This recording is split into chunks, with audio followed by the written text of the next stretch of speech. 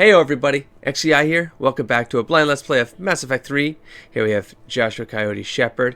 I've just been looking out the window, to be honest, for quite a while. Just like looking out the window. I do like that they have this like fake sky up here and fake sun. I mean, you gotta make it feel normal, right? Okay, so let's do some rounds in here and just pick up some side conversations. I'm gonna start just on this side here. Let me look at a map. Right? I'm in the middle. I thought I was at the end. Anyways, let's just lock in on a place here and let's try to get some of that auxiliary conversation stuff. While things are still sort of quiet, I have to get to Udina. I have to get to the council.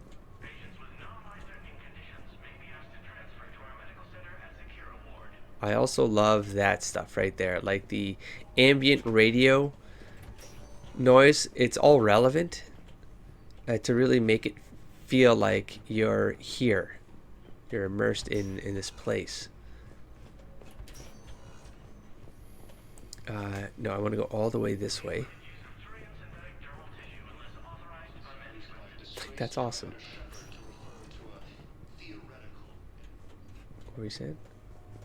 Damn it. Okay, well that one's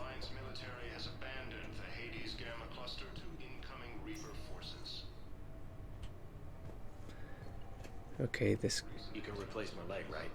Yes, but clone tissue replacement takes months. You'll need a prosthetic. Oh no. I highly recommend talking to our resident psychiatrist before the operation. hold it together, soldier. Okay, now I want to go check on Caden again and see if something triggers there. Oh, there's more people in here though. Oh.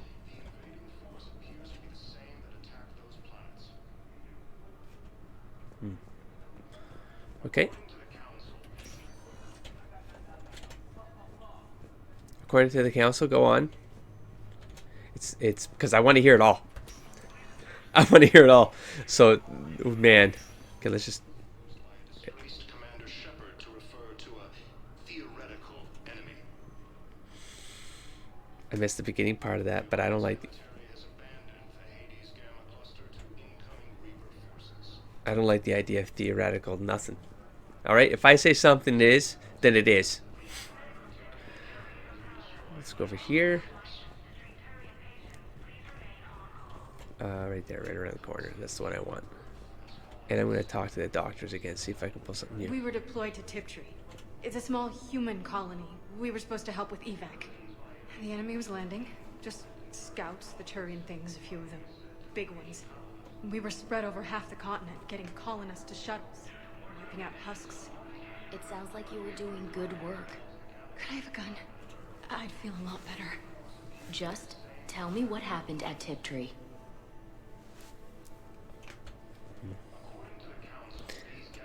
Let's talk to. There we go. I didn't get a chance. Commander Shepard, good to see you. Dr. Michelle, it's been a long time. You've come a long way from that small clinic down in the wards. Because of you, I don't know where I'd be if you hadn't dealt with Fist and his thugs. Now I'm head physician in a Presidium clinic. You gave me this chance. I assume you're here about Major Alenko. How is Caden doing? The head trauma was severe, but we reduced the swelling quickly. These types of injury can go either way. He hasn't regained consciousness yet, but his vitals are strong, so I'm optimistic. You can go see him if you like. He's just down the hall. This war may leave a lot of injured people homeless. Can the Citadel clinics care for them all? We're fine now, but I'm worried. Every hospital on the Citadel is preparing for the worst. I hear the docks are tightly controlled, but we just can't leave people floating out there forever. How are your medical supplies holding up? We're well stocked now, but I can't say I'm not worried about the future. We've posted guards on our reserves. War profiteering has already begun. With a center of this size, you must have a lot of direct reports.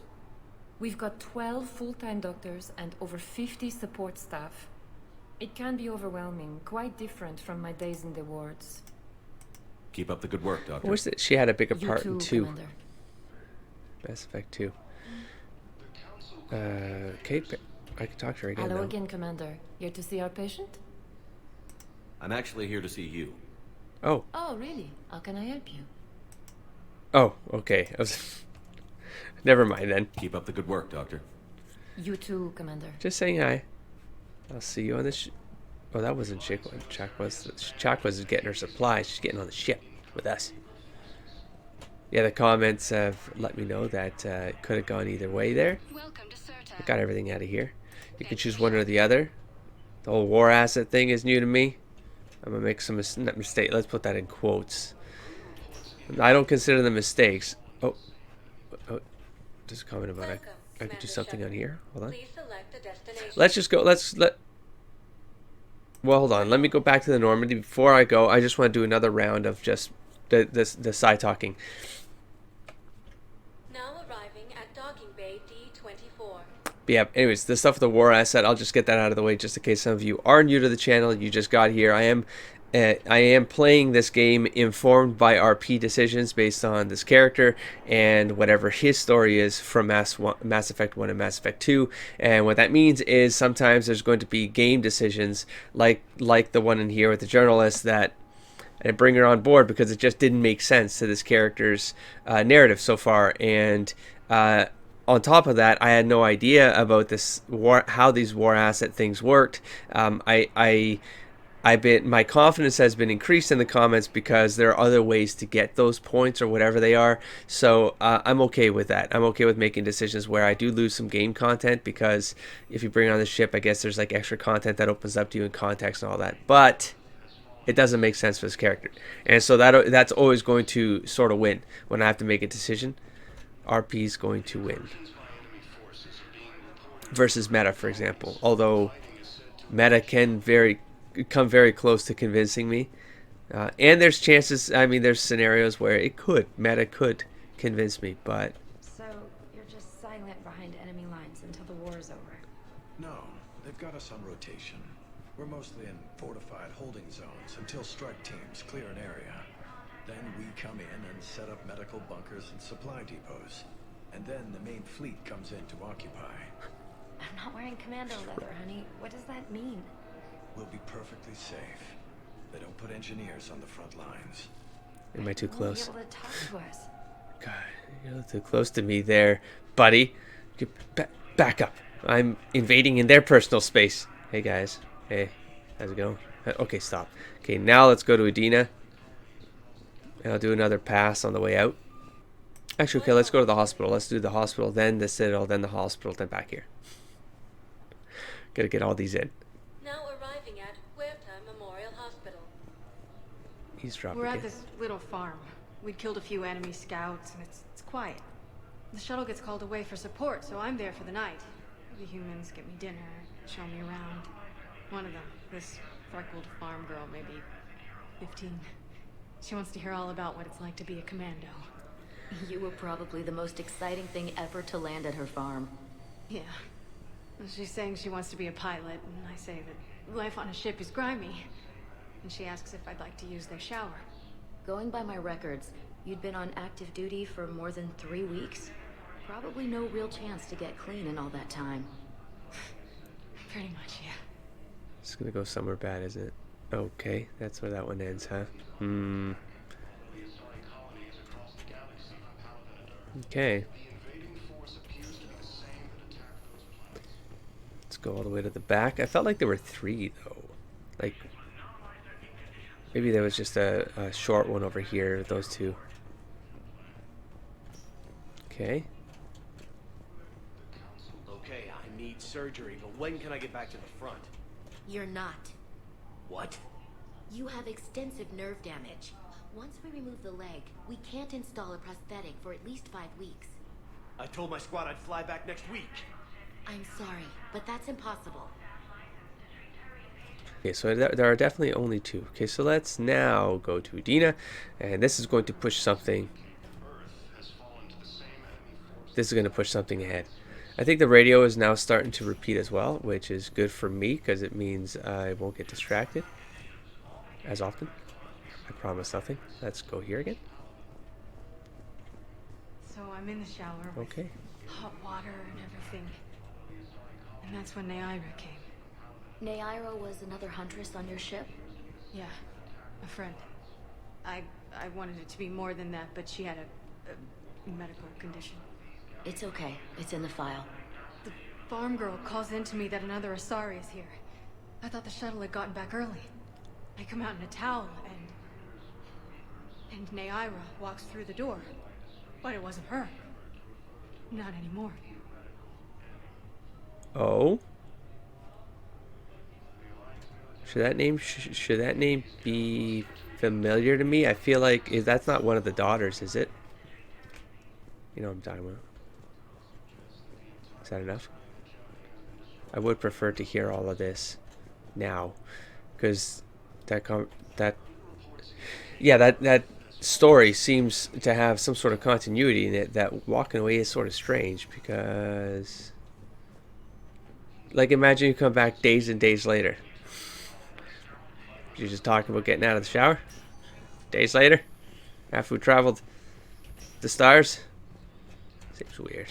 Seems weird. Maybe that door was enough. Nope.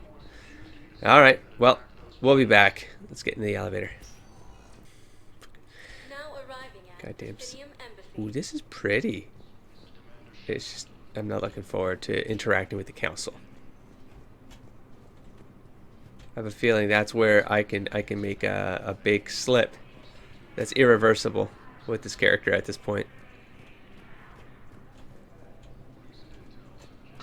Please tell the Primacy that the Vol Protectorate wishes to assist with the Alliance project. We had a Prothean obelisk that might have helped. Sadly, it was lost in the Shrike Abyssal. Nevertheless, we are committed to helping both the Turian Empire and the Human Alliance. Picked up a quest on that one. Let's not read it just yet. Let's keep going. Hello, dear. Oh. Perhaps you can help me. We got something here. I'm looking for my son. But we spoke about this already. I Are told you- you about his mission and... Nonsense. I just filled out the paperwork. He's very punctual when he's on the field. He checks in every week. Only, he hasn't checked in for a while now. A month. Anyway, I'd like to file an expedited contact request. That is the same voice Yes, actress. Of course, ma'am. But the notes on his file state he's not under a contact ban. Oh, you already looked. How kind of you. Are you just crazy? I'm just so worried. I forget her It's name not right. like him to go quiet for so long. As soon as I get news, ma'am, I'll let you know as soon as I get news. Thank you. You're such a nice young woman. You know, you remind me of my daughter-in-law. Are you just crazy? I forget her name. The mob, the crime lord person in Mass Effect 1 who then sort of turns and becomes like a social worker in Mass Effect 2. I forget her name right now. Maybe it'll come back to me in a random moment, as is the norm. I know you all know what the name is. You know what I'm talking about. I mean, it looks like the model of that character, and it's almost There is positive no the anti-humanity voice is her. conspiracy here, Ms. Al-Jilani. The Council's simply not granting interviews at this time. My viewers are going to know that Al-Jilani. CSEC and the Council are denying them access. Listen, lady, you think I like playing gatekeeper between the paparazzi and the politicians? I don't have time to babysit them, and I'm not here to hold your hand. Well, I'm camping out until I'm granted an audience. Fine. I hope you brought a sleeping bag.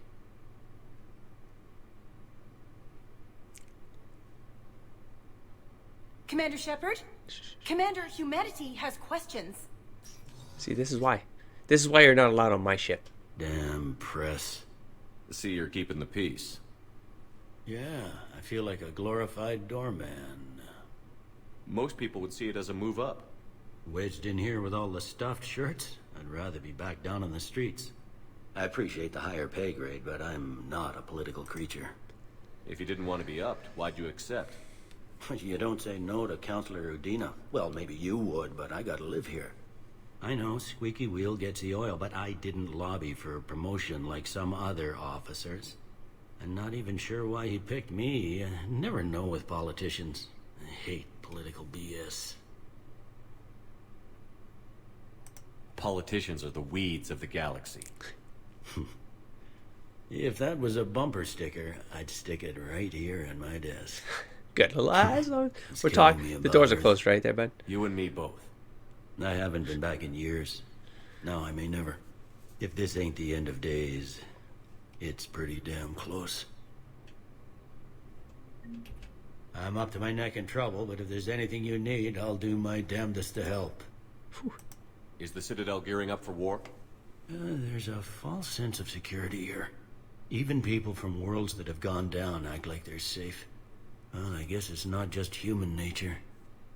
We all lie to ourselves to deal with horror. Anything important going on around here? You kidding? With the Reapers running roughshod through the galaxy, it seemed like the Council is in constant session.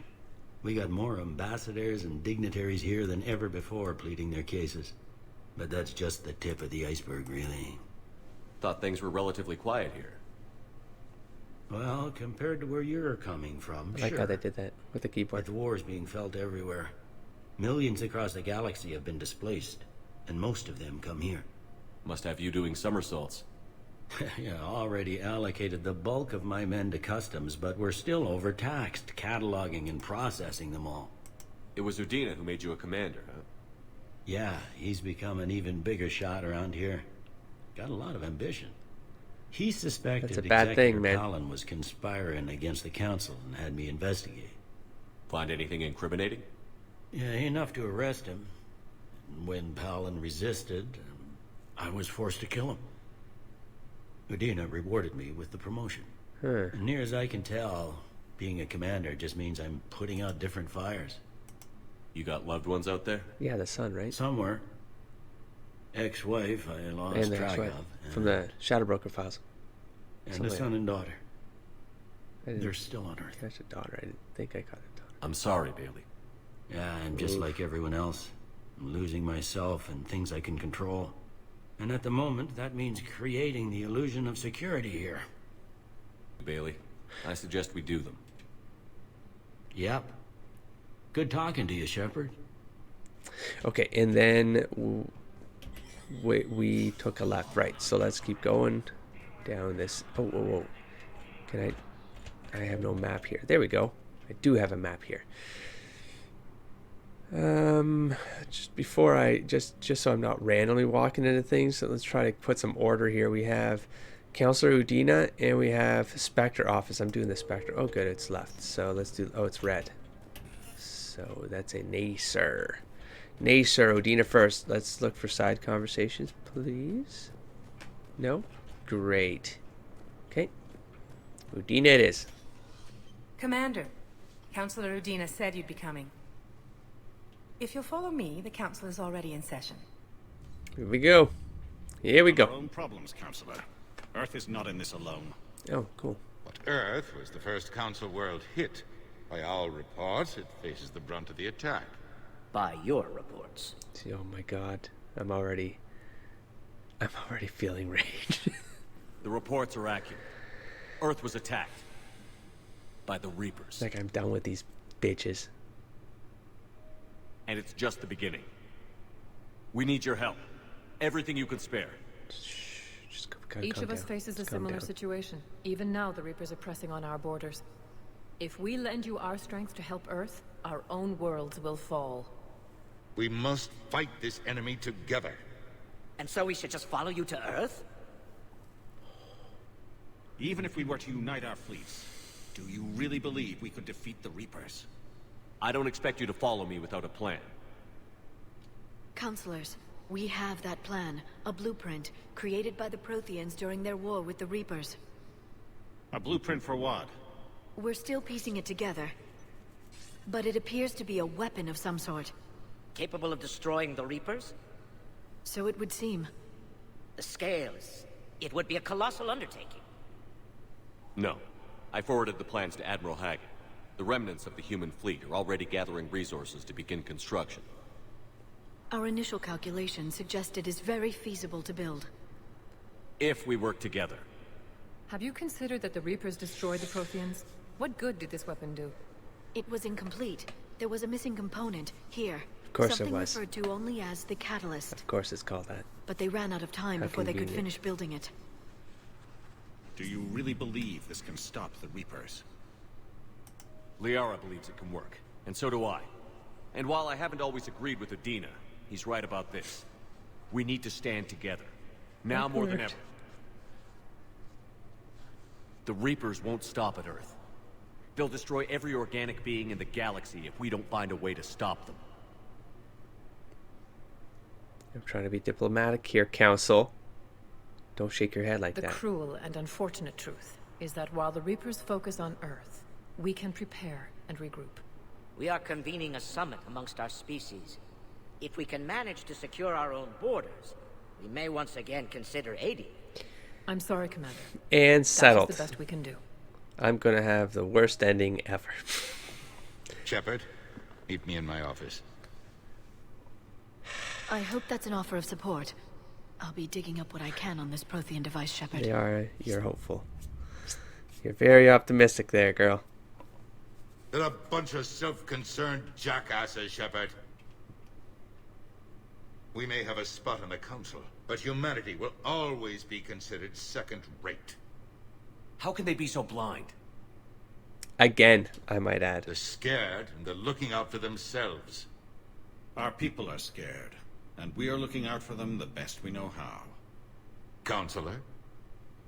Commander, I can't give you what you need, but I can tell you how to get it. What? I'm listening. Primarch Fedorian What's called happening the here? War Summit, but we lost contact with him when the Reapers hit Palaven. Those meetings won't proceed without him. The Normandy is one of the few ships that can extract Primarch Fedorian undetected. I don't see how that helps me. I could turn that around on them. I could be a smartass. You know what? So far, you've only explained how I can help you. It might seem that way, but the leaders of this summit will be the ones deciding our future. I have to do something the for fate each of our leader. fleets, where they fight, and I with hate whom. these people. A grateful Primarch would be a tremendous ally in your bid to unite us. We're at war, and you want me to play politician? And then it might not In case you ever work. need, what does it matter? Because you could turn it around on me. Do whatever the fuck you want anyways. Our latest intelligence says that the Primarch was moved to a base on Palaven's largest moon. I've done all I can to help. The rest is up to you.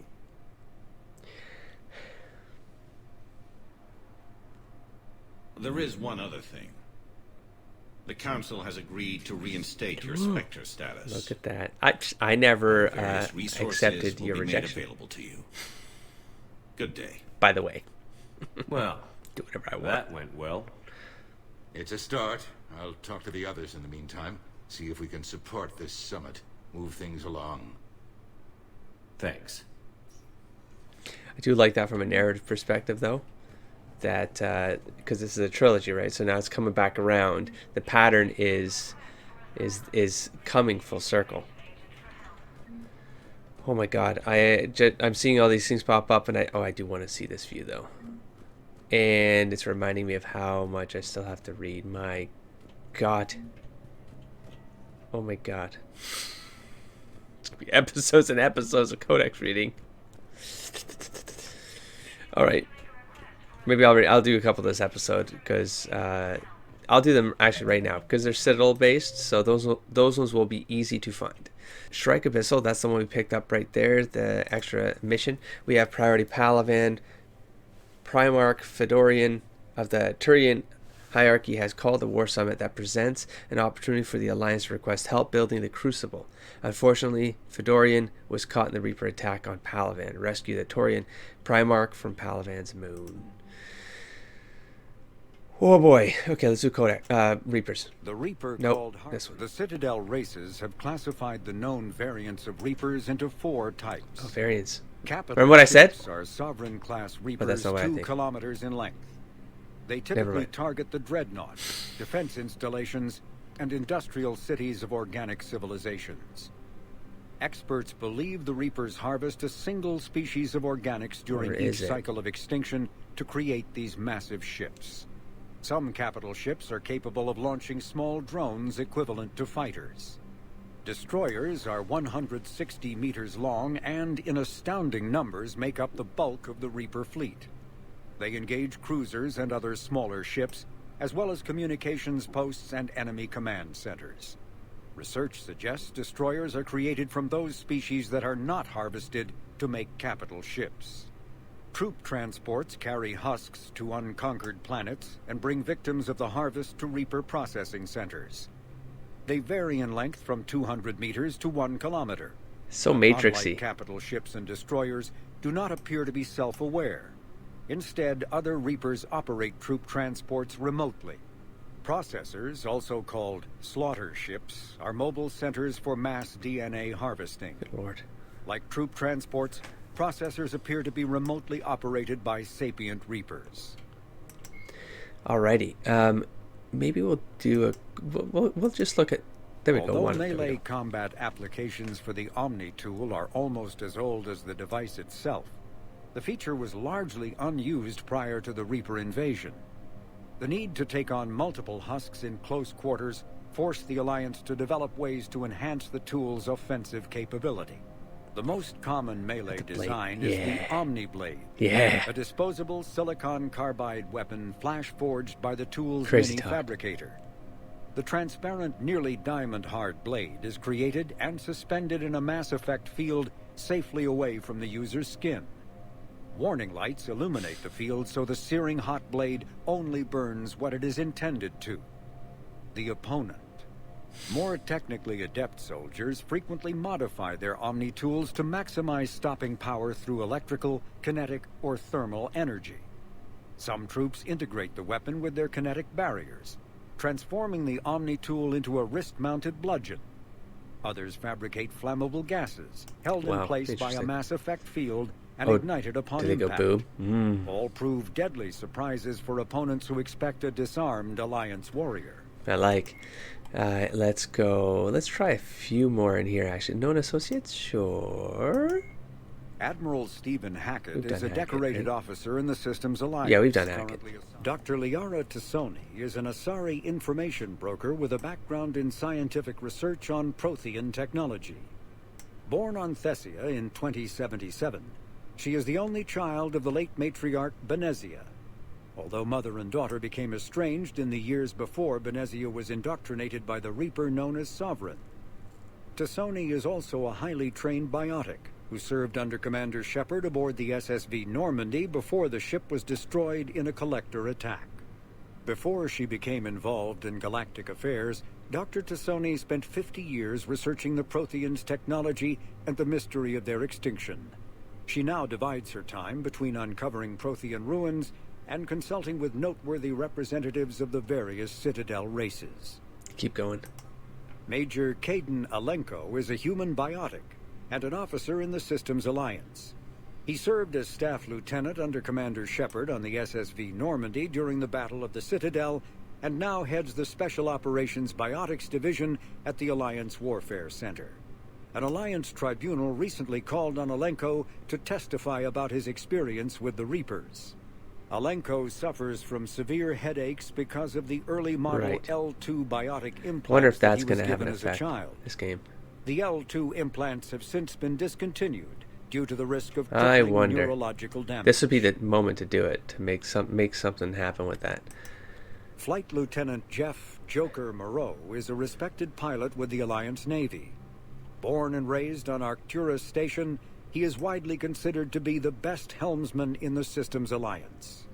Moreau enlisted with the Navy directly out of school and quickly gained the respect of his superiors. He served as pilot of both the Normandy SR-1 and its successor, the SR-2, and was at their respective helms during the Battle of the Citadel and the assault on the Collectors. Moreau suffers from Vrolik syndrome, a rare debilitating disorder also known as brittle bone disease. And last one. Dr. Karen Chakwas is a trauma surgeon and a major in the Alliance Navy. She served on the SSV Normandy under both Captain Anderson and Commander Shepard, and was aboard the ship when it was destroyed by the Collectors. She later quit the Alliance in order to rejoin Shepard on the Cerberus-built Normandy SR-2. Along with most of the 2nd Normandy's crew, Dr. Chakwas was kidnapped by the Collectors and taken beyond the Omega-4 relay, where Commander Shepard eventually rescued her. After the Alliance impounded the Normandy SR-2, an inquiry found that Dr. Chakwas had no significant role in or provable knowledge of Cerberus's criminal activities. She has since rejoined the Alliance.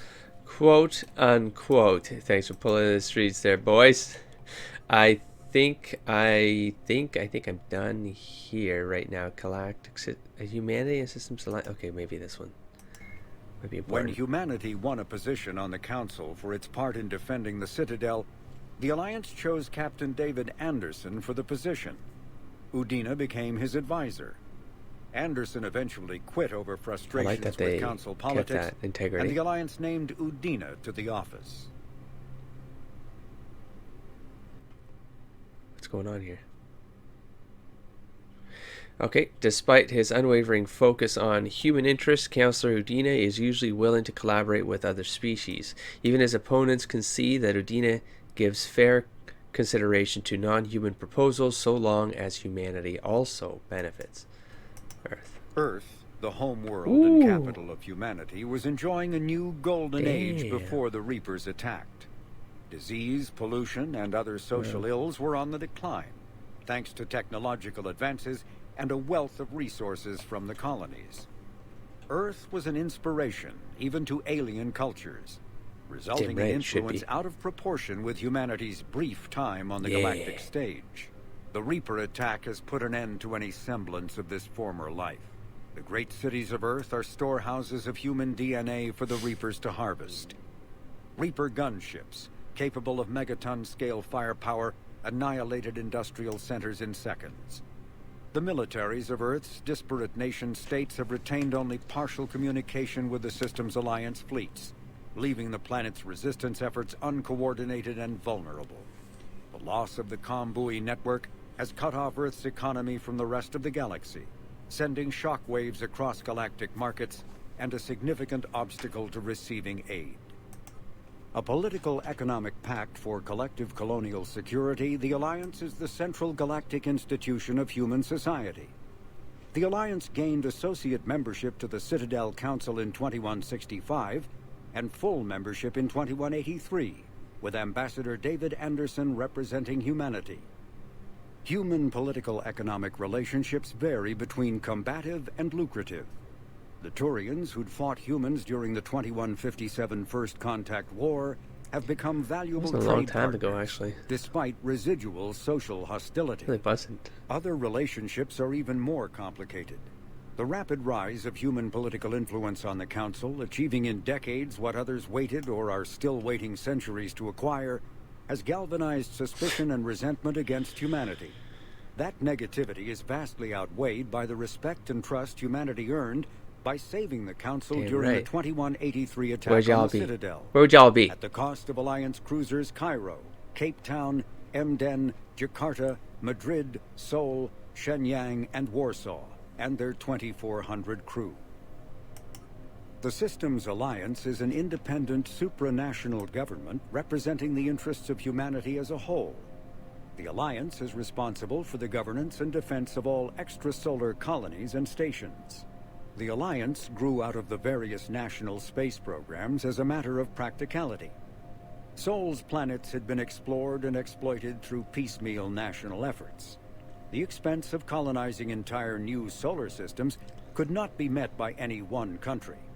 With humans knowing that alien contact was inevitable, there was enough political will to jointly fund an international effort. Still, the Alliance was often disregarded by those on Earth until the First Contact War. While the national governments dithered and bickered over who should lead the effort to liberate Shanxi, the Alliance fleet struck decisively. Post-war public approval gave the Alliance the credibility to establish its own parliament and become the galactic face of humanity. Okay, now we're gonna do a dive into the secondary codexes, which I'm a little concerned about, but we have to do it. There's going to be, so the Reaper War we read, there's the Reapers right here. So Reaper capabilities. The Reapers are technologically superior to the organic species of the galaxy, but the degree of that superiority is a matter of debate in the intelligence community. The Reapers' thrusters and FTL drives appear to propel them at more than twice the speed of Citadel ships. Estimates of their location in dark space suggest that they can travel nearly 30 light years in a 24-hour period. Reaper power sources seem to violate known physical laws. Reapers usually destroy fuel infrastructure rather than attempting to capture it intact, indicating that Reapers do not require organic species energy supplies. Consequently, the Reapers attack without regard for maintaining supply lines behind them, except to move husks from one planet to another. Unlike Citadel ships, Reapers do not appear to discharge static buildup from their drive cores, although they sometimes appear wreathed in static discharge when they land on planets. The main gun on a Reaper capital ship dwarfs that of the Alliance's Everest-class dreadnoughts. No dreadnought has yet survived a direct hit from the weapon. Estimates put its destructive power anywhere from 132 to 454 kilotons of TNT, even if the target is hardened. As in the case of a surface-based missile silo, the gun can instead bury the target beneath molten metal. Precise targeting computers and correctors also give Reaper weapons a longer effective range than organics, dreadnoughts, or cruisers. The kinetic barrier on a Reaper capital ship can shrug off the firepower of a small fleet. Weapons specifically designed to overcome shields, such as the Javelin, Guardian lasers, or the Thanix series, can bypass the barriers to some degree. The difficulty is getting close enough to use them. The surface-mounted weaponry on Reaper ships, similar in principle to Guardian, present an effective defense against organic species fired. That S's pearl source always trips me up. So we're done with the Reapers. I think there was probably organizations, Citadel and stuff. No. Well, now we got to read this. Cerberus Centurion. Centurions are Cerberus's frontline tacticians. They are meant to enact the elusive man's strategic goals, although it is clear that they have leeway to adapt as an encounter develops. The only useful intelligence that the Alliance has gathered on Centurions relates to their armament. Each Centurion carries an M96 Maddock heavy rifle modified to launch smoke grenades, leaving enemies vulnerable to crossfire. These ones seem short, so let's go to the Guardian. Guardians, the Cerberus equivalent of human tanks, are slow-moving soldiers who carry enormous polycrystalline composite shields.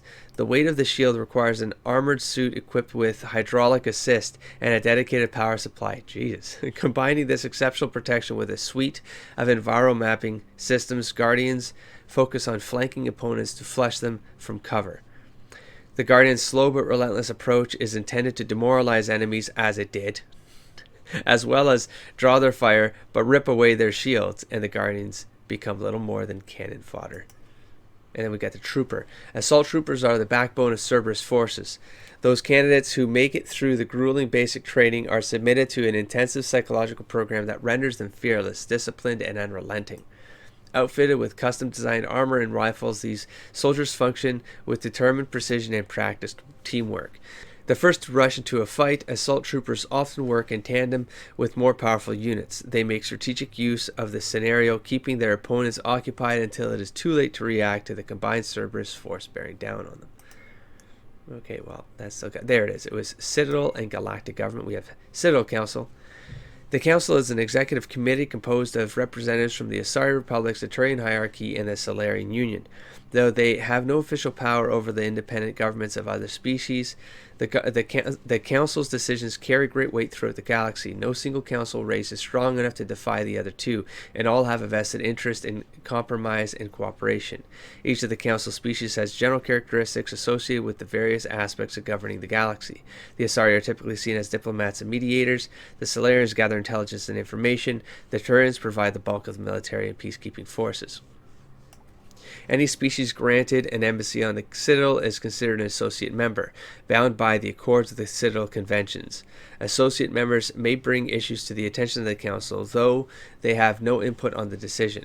The Human Systems Alliance became an associate member of the Citadel in 2165. And we have Citadel Space. Citadel Space is an unofficial term referring to any region of space controlled by a species that acknowledges the authority of the Citadel Council. At first glance, it appears this territory encompasses most of the galaxy. In reality, however, less than 1% of the stars have been explored. mind-blowing. Just the scope of sci-fi space stuff. My God. Even Mass Effect FTL drive is slow relative to the volume of the galaxy. Empty space and systems without suitable drive discharge sites are barriers to exploration. Only the mass relays allow ships to jump hundreds of light years in an instant, the key to expanding across an otherwise impassable galaxy. Whenever a new relay is activated, the destination system is rapidly developed. From that hub, FTL drive is used to expand to nearby star clusters. The result is a number of densely developed clusters thinly spread across the vast expanse of space, connected by the mass relay network. And then we have, I don't know, there was a lot more than that popped up. Planets and locations? Well, let's find out. We've read Aya. So we have Haestrom. Before the Geth revolt 300 years ago, the Quarians colonized Haestrom to study the mysterious instability of its sun, which threatened premature eruption into a red giant. As a scientific outpost of minimal military value, Haestrom was ill-equipped to repel Geth forces during the insurrection and fell quickly under their control. Captured Geth planetary survey data indicates that despite sustaining damage, Haestrom's architecture remains as it was before the war, preserving a Quarian architectural style that no longer exists anywhere else in the galaxy, which lends credibility. It lends weight to the argument of why the Quarians want these original sites back. It's like it has their heritage, it has their culture, and it's theoretically the last. Not theoretically, they just explicitly said it's like the last place they have that's like theirs. It's their own, but it's a hard argument, man. This Geth Quarian stuff is difficult because Haestrom's sun has overwhelmed the planet's protective magnetosphere. Humans foolhardy enough to venture into Geth-controlled Haestrom must exercise extreme caution. Minutes of radiation exposure will overload shields, and hours of exposure will kill. Furthermore, solar output renders surface-to-orbit communication nearly impossible. Oh my God. I figured as much. There's going to be...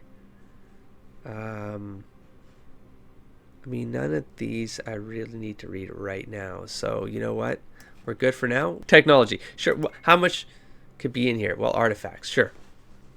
The Citadel Council has called for the immediate donation of Prothean artifacts to bolster the war effort, primarily items of Reaper origin and recordings of their attacks. The Exogeny Corporation set an example by donating a store of newly discovered payload technology and releasing the data archives of deep space research colonies destroyed by the Reapers. Several private collectors have since stepped forward to donate the entirety of their collections. But despite an offer of amnesty for anyone conceding such artifacts, not everyone has responded as the Council hoped.